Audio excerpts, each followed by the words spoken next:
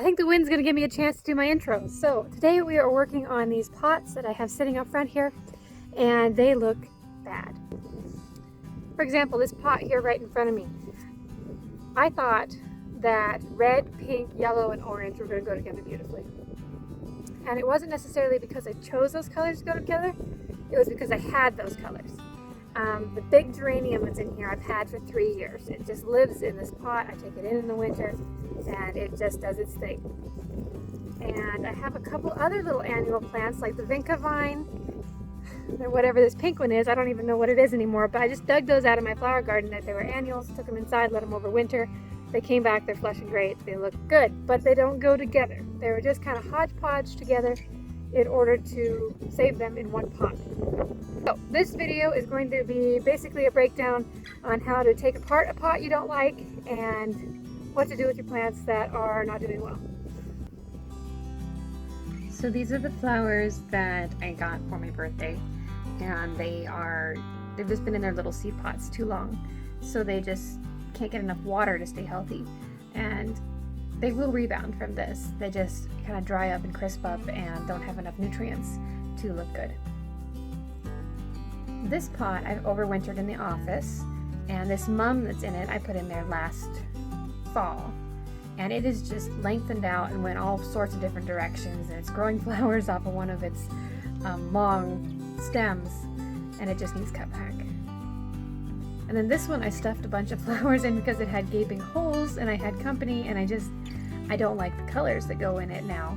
I don't like what it looks like, so I'm going to take some of it out and replace it with other things.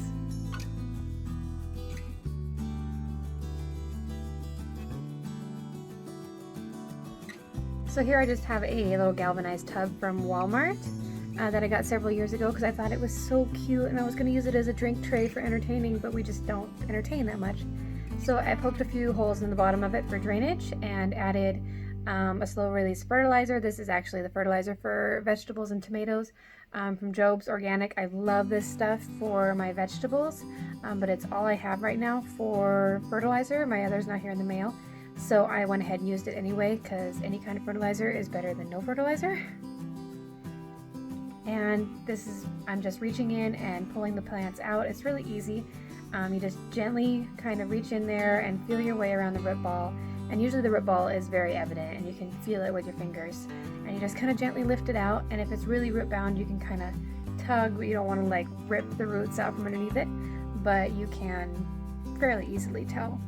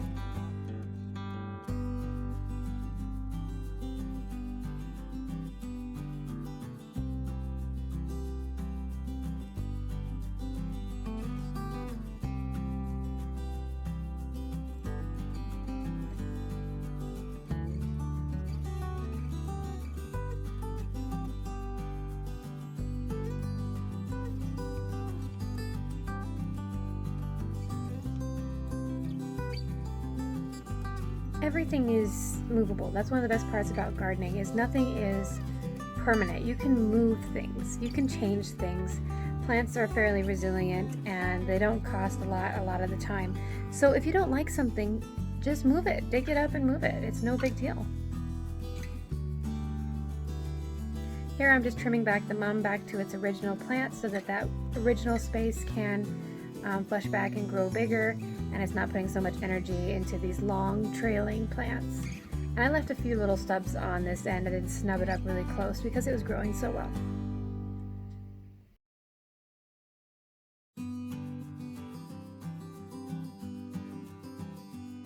And then I took the red mums that I had left over, the perennial mums, and set them in this pot with this mum. It'll make a really pretty mum arrangement.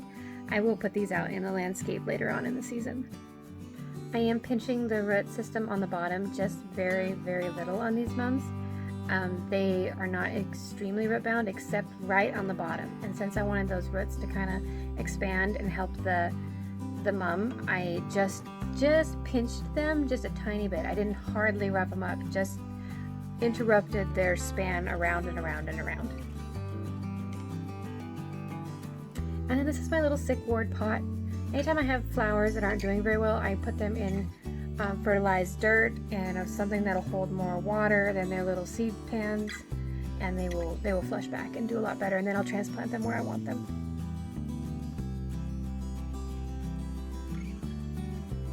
That is just the prettiest little pot. It's so simple and elegant looking. I'm really excited about this one.